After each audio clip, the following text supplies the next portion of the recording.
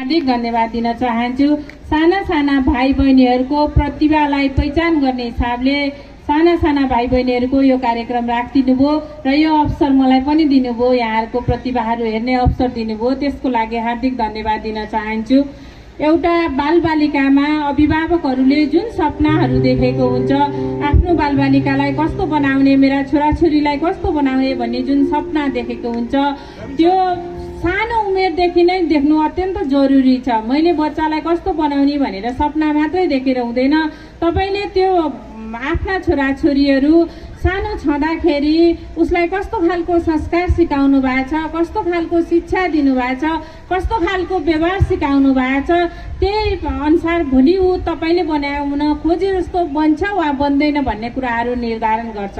त्यसैले एउटा बच्चालाई राम्रो बनाउनको लागि एउटा विद्यालयको भूमिका आफ्नो ठाउँमा महत्त्वपूर्ण नै छ। विद्यालयले विद्यालय समयमा आफ्ना बालबालिकाहरूलाई कसरी पठन पाठनको कुराहरूलाई अगाडि बढाउने, कसरी उहाँहरूको अतिरिक्त क्रियाकलापका कुराहरूलाई अगाडि बढाउने, कसरी स्कुल व्यवस्थापनको कुराहरूलाई अगाडि बढाउने भन्ने कुरा स्कुलको महत्त्वपूर्ण भूमिका छ। त्यसै गरी अभिभावकको त्योभन्दा पनि बढी जिम्मेवारी र भूमिका छ। स्कुलमा सिकेका कुराहरू, स्कुलमा सिकेका व्यवहारहरू भोलि घरमा नि हामीले त्यही हिसाबले गरिदिन सक्यौँ, सिकाउन सक्यौँ र बच्चालाई त्यही खालको संस्कार सिकाउन सक्यौँ भने भोलि हामीले देखेको सपना पुरा हुनेछ। हामीले बच्चालाई कस्तो बनाउँछौँ भन्ने कुराहरू तपाईँले गर्ने व्यवहारमै भर पर्छ।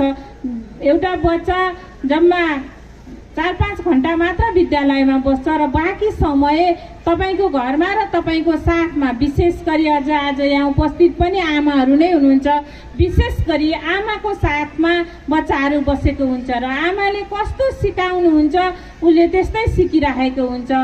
विद्यालयमा यहाँ आइस्यो गइस्यो भनेर सिकाएको हुन्छ यो सानसानो बच्चाहरूलाई। तपाईँले घरमा गएपछि आइजो जा त्यस्तो सिकाउनु भने बच्चा कन्फ्युज हुन्छ, के भन्ने, विद्यालयमा सिकेको भन्ने कि मम्मीले बोलेको भन्ने। तपाईँले जे सिकायो त्यही सिक्ने उमेरका बालबालिकाहरू छन्। अहिले जुन प्रतिभाहरू हेऱ्यौँ हामीले बच्चाहरूको, उसले जे गरे नि राम्रो छ। यो उमेर भनेको उसले जान्यो जानेन भन्ने होइन, उसले जे जसरी गरिरहेछ, जसरी नाचे नि त्यो उमेरको बच्चाले नाचेको हामीलाई असाध्यै राम्रो लाग्छ। त्यो बोलेको तोते बोलीहरू असाध्यै राम्रो लाग्छ र यो बेलामा तपाईँले जे सिकाए बच्चाले त्यही सिक्छ। त्यो उसको त्यो उमेर हो, सिक्ने उमेर हो, भन्दा धेरै शब्दहरू सिक्ने, व्यवहारका कुराहरू सिक्ने उमेर हो।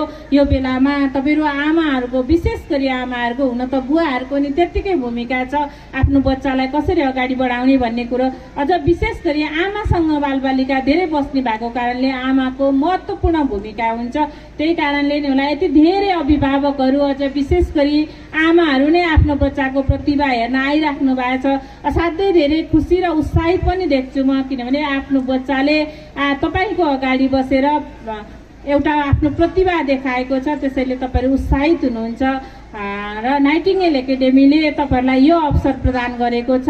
साँच्चै बच्चालाई सिकाउने भनेको खालि किताबका कुराहरू मात्रै, पाठ्यपुस्तकमा भएका कुराहरू मात्रै घोकाउने होइन। यस्ता एक्टिभिटिजहरूले बच्चाले धेरै कुराहरू सिक्न सक्छ।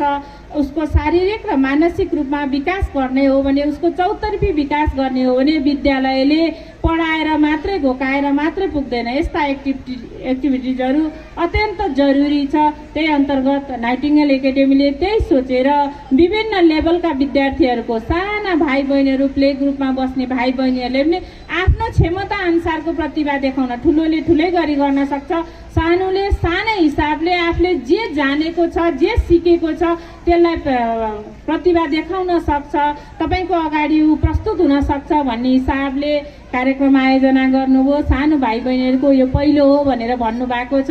यसलाई निरन्तरता दिनको लागि पनि म अनुरोध गर्दछु। तपाईँले अहिलेदेखि सिकाउनु भयो भने भोलि जुनसुकै ठाउँमा गएर पनि तपाईँका बालबालिकाहरू, यो नाइटिङ्गेल एकाडेमीका भाइ बहिनीहरू प्रतिस्पर्धा गर्न सक्ने हुनेछन् र अभिभावकहरूले सोचेको सपना, आफ्ना बच्चालाई बनाउन खोजेको यो स्कुलले उहाँहरूको सपना पनि पुरा गरिदिनेछ। यस विद्यालय यो पुरानो विद्यालय हो, ठुलो इतिहास बोकेको विद्यालय छ नाइटिङ्गेल एकाडेमी। मेरो पनि 1 वर्षको जागिरको सुरु यही विद्यालयबाट भएको थियो। मैले यो नाइटिङ्गेल एकाडेमीमा 1 वर्ष पढाएको पनि थिएँ। त्यसैले पनि मलाई यो मेरो पनि भूमिका भएको विद्यालय हो जस्तो लाग्छ। साह्रै ठुलो इतिहास बोकेको छ। अहिले यहाँसम्म आउँदाखेरि लामो इतिहास बोकेर नाइटिङ्गेल एकाडेमी बनेपा नगरपालिकामा स्थापित भएको एउटा विद्यालय हो। अझ यसको उत्तर प्रगति हुँदै जाओस्, अझ गुणस्तरीय शिक्षा दिँदै जाओस् यो विद्यालय भन्ने शुभकामना दिन चाहन्छु म मेरो व्यक्तिगत तर्फबाट र नगरपालिकाको तर्फबाट। हामी नगरपालिकाले पनि सामुदायिक र संस्थागत विद्यालयलाई सकेसम्म एकै हिसाबले अगाडि बढाउने भन्ने हिसाबले विभिन्न हामीले सक्ने र नीति नियमले भ्याउने जति क्रियाकलापहरूमा हामीले संस्थागत विद्यालयका भाइ बहिनीहरूलाई पनि प्रतिस्पर्धामा सँगै लाने, विभिन्न शिक्षकहरूलाई तालिम दिने कुरामा नि सकेसम्म सहभागी गराउने कुराहरू गरिरहेका छौँ। हाम्रो उद्देश्य संस्थागत होस् अथवा सामुदायिक विद्यालय होस्, गुणस्तरीय शिक्षाको लागि हाम्रो बनेपा नगरपालिकामा भएका विद्यालयहरू अब्बल रूपमा अगाडि बढुन्, प्रतिस्पर्धी रूपमा अगाडि बढ्यौँ। अहिलेका विद्यालयले दिएको शिक्षा अब हाम्रा छोराछोरीले देशमा मात्रै होइन विश्वमा प्रतिस्पर्धा गर्न पर्ने अवस्था हुन्छ। अब यो जेनेरेसनले नेपालमा मात्रै कम्पिटिसन गरेर अथवा गाउँ बस्तीमा मात्रै जागिर खान्छु अथवा केही गर्छु भनेर सक्ने अवस्था छैन।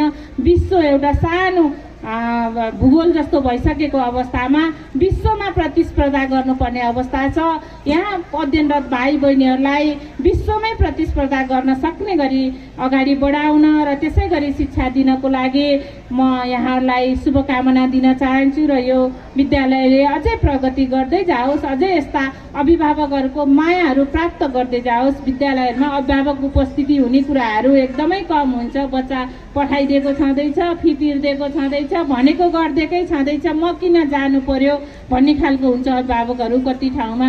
तर यति धेरै अभिभावकहरू जम्मा हुनु भएको छ, त्यसैले अभिभावकको पनि यो विद्यालयमा साथ छ भन्ने हामीले देखिराखेका छौँ र यो स्कुलको प्रगतिको कामना गर्दै मेरो सानो भनाइ यहीँ टुङ्ग्याउँछु। हस्त धन्यवाद। Here today, I can assure you that the celebration makes you smile and cheer you up with full of joy and entertainment. I extended gratitude to our Managing Director, Sir Mr. Ratnakush Ranjitkar, whose guidance has been the cornerstone of our educational journey. Your commitment to excellence serves as a beacon for both students and faculty alike.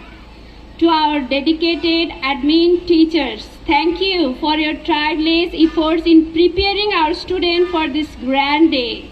Your dedication to nurturing young minds is truly commendable. A special words of appreciation goes out to the parents present here. Your support, encouragement contributes significantly to the success of growth of our students. Also, let us acknowledge the hard work and commitment of our students. Today is the culmination of their efforts and dedication. Every jump, run and smile is the moment of success, and we are proud of our students. Our truly champions, our students are the star of today. Students participating in the various events, drills, race, march past and many more. I wish you all the very best. Not only the students, today our parents are also taking part in games and sports. May you perform at your peak and find fulfilling the joy of participation. At last, I would like to welcome you once again and thank you.